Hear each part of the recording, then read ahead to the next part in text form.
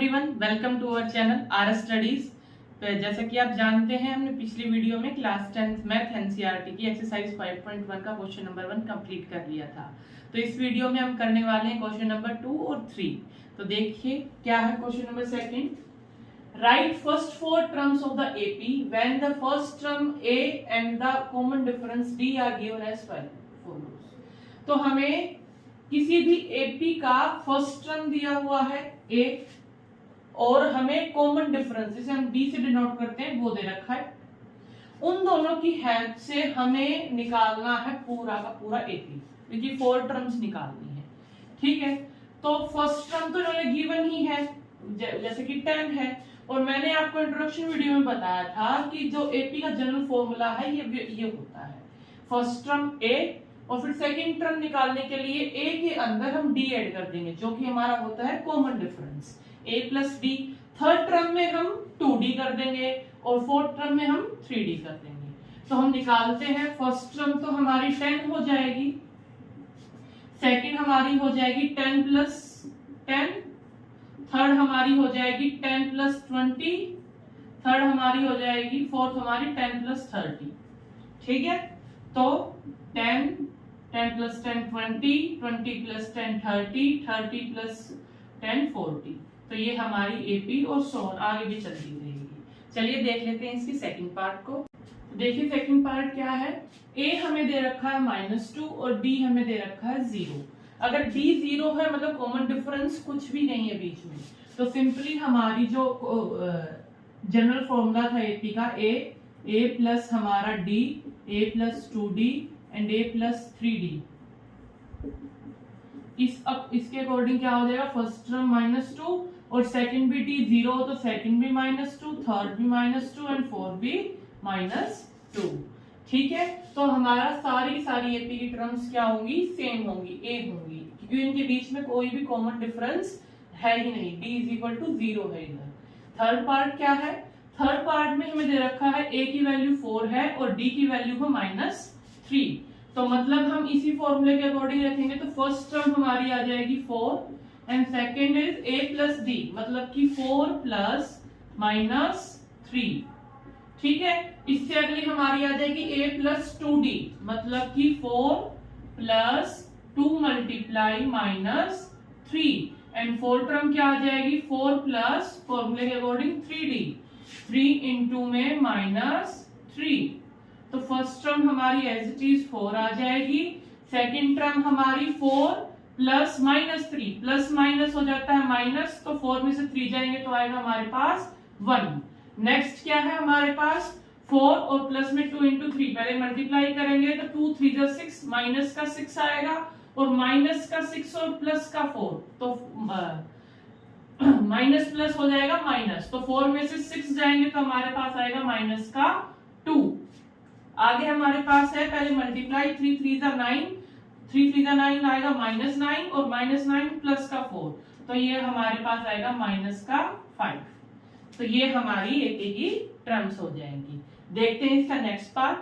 तो आइए देख लेते हैं इसका फोर्थ पार्ट। फोर्थ पार्ट क्या कहता है, ए की वैल्यू 1 गिवन है और डी की वैल्यू हाफ 1/2 गिवन है। तो अकॉर्डिंग टू फॉर्मूला हम इसको पुट करते हैं, ए की वैल्यू हमारी 1 ही रहेगी और a प्लस डी मतलब कि 1 प्लस हाफ, ये हो जाएगा। नेक्स्ट a प्लस 2d मतलब कि 2 इंटू में 1/2 कर देंगे a। फिर हमारी फोर्थ टर्म a हमारी क्या वैल्यू है 1 प्लस 3 इंटू में d की वैल्यू 1/2। ये हमारी एपी बन गई। इसको सोल्व कर लेते हैं फर्दर। ये हमारा 1 आएगा, इसका हम एलसीएम ले लेंगे, नीचे 1 लगा के इधर 2 से इसको डिवाइड करेंगे तो 2 पे ही आएगा, ऊपर आएगा 2 प्लस इधर 1, ये हमारा आ गया 3/2। ठीक है, नेक्स्ट देखते हैं, हमारे a की वैल्यू है 1 प्लस में और 2 से 2 कट गया, ये आया 1, तो 1 प्लस 1 कितना हो गया आएगा 2 हो जाएगा। नेक्स्ट देखते हैं, ये 3 इंटू 1 है तो 1 प्लस 3/2 हो जाएगा। इसका जब हम एलसीएम लेंगे तो हमारे पास क्या आएगा, नीचे आएगा 2, इधर करेंगे 2 और ऊपर भी 2 प्लस में इधर 3, तो ये आया हमारा 5/2।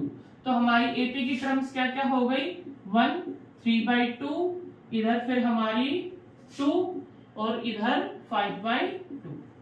तो ये हमारी एपी की सारी टर्म्स हो गई। देखते हैं इसका नेक्स्ट पार्ट क्या है। ए की वैल्यू है -1.25 और डी की वैल्यू गिवन है 0.25, -0.25। ठीक है, तो माइनस और पॉइंट देके कंफ्यूज नहीं होना है, सेम फॉर्मूला लगाना है। ए की वैल्यू हमें पहले ही गिवन है -1.25। नेक्स्ट टर्म निकालने के लिए क्या करेंगे, a प्लस डी, मतलब कि -1.25 हम इसकी प्लस कर देंगे इसमें 0.25 और माइनस ये। नेक्स्ट टर्म क्या हो जाएगी हमारी, सेम a लगाना है -1.25 और प्लस में हम क्या कर देंगे अब 0.25 2d, मतलब 2 से मल्टीप्लाई करके 0.25 टू जा 0.50, तो माइनस का 0.50 हो जाएगा। नेक्स्ट टर्म देखते हैं क्या हो जाएगी, -1.25 प्लस, अब यहाँ पर है 3d, a plus 3d, a लगा दिया है, अब हमें 3 की d के साथ मल्टीप्लाई, d हमें कितना दे रखा 0.25, 0.25 3 से कितना हो जाएगा 0.75, तो हम इधर लगा देंगे माइनस का 0.75। ठीक है, अब इसको फर्दर सॉल्व कर लेते हैं। फर्स्ट हमारी टर्म आएगी -1.25 एज इट इज, सेकंड हमारी क्या आ जाएगी, देखो प्लस माइनस माइनस, तो -1.25 plus minus minus 0.25। Next term -1.25 plus minus हो जाएगा minus 0.50 as it is. Next इधर भी प्लस माइनस माइनस हो जाएगा। अब आगे सोल्व करते हैं, ये हमारी एज इट इज, इन दोनों को ऐड कर लेंगे, -1.25 और -0.25, माइनस माइनस प्लस हो जाएगा, तो इसको जब ऐड करेंगे तो हमारे पास आएगा 1.50 माइनस का। नेक्स्ट टर्म हमारी एपी की क्या होगी, माइनस माइनस प्लस, तो ये हो जाएगा 1.75। नेक्स्ट -1.25 और -0.25, तो ये हमारे पास हो जाएगा माइनस का 2.00। तो ये हमारी एपी की सारी टर्म्स आ गई। देखते हैं नेक्स्ट क्वेश्चन नंबर 3 क्या है। नंबर 3 क्या कहता है, क्वेश्चन नंबर 3 है, for the following APs right the first term and the common difference. ये हमें पहले से एपी दी हुई है, हमें इनमें फर्स्ट टर्म निकालनी, मतलब कि ए निकालना है, और सेकंड चीज हमें निकालनी कॉमन डिफरेंस, मतलब कि डी। पिछले क्वेश्चन का उल्टा हो गया, पहले हमें दे रखी थी ए और डी, एपी बनानी थी, अब हमें एपी गिवन है, इसमें से ए और डी एक्सट्रैक्ट करना है। देखिए कैसे करेंगे, ए हमारा फर्स्ट टर्म ही होता है, मतलब कि ए की वैल्यू कितनी आ गई 3 आ गई, सिंपल। और डी हमारा कैसे निकलता है, सेकंड वाली टर्म से फर्स्ट वाली को माइनस करके, मतलब a2 माइनस a1, जो a2 है उसमें से a1 को माइनस कर देंगे, तो हमारा a2 है 1 माइनस का 3, तो 1 में से 3 जाएगा तो माइनस का 2 हमारा कॉमन डिफरेंस आएगा। तो इन सभी में -2 का डिफरेंस है। नेक्स्ट क्वेश्चन क्या है, -5 -1 3 7 और सो ऑन।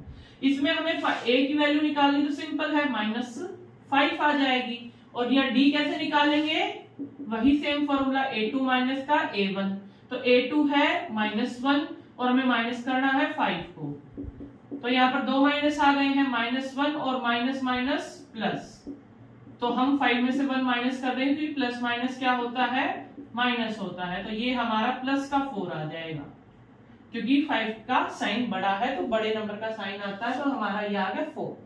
थर्ड पार्ट क्या है, थर्ड पार्ट हमें फ्रैक्शन में गिवन है, कंफ्यूज नहीं होना है, सेम फॉर्मूला लगाना है। a की वैल्यू तो हमारी 1/3 ही आ जाएगी, d की वैल्यू हमारी a2 माइनस a1, मतलब 5/3 माइनस 1/3, सिंपल एलसीएम ले लेंगे, 3 एलसीएम आएगा हमारा, ऊपर 5 माइनस 1, तो ये आ गई 4/3।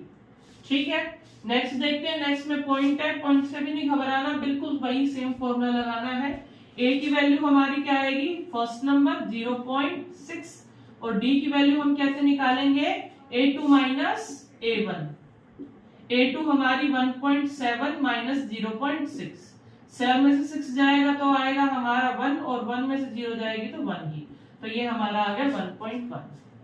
आई होप आपको सारे क्वेश्चन समझ में आए होंगे। Thank you for the watching the video. Next part हम क्वेश्चन नंबर 4 की लेके आएंगे। Thank you.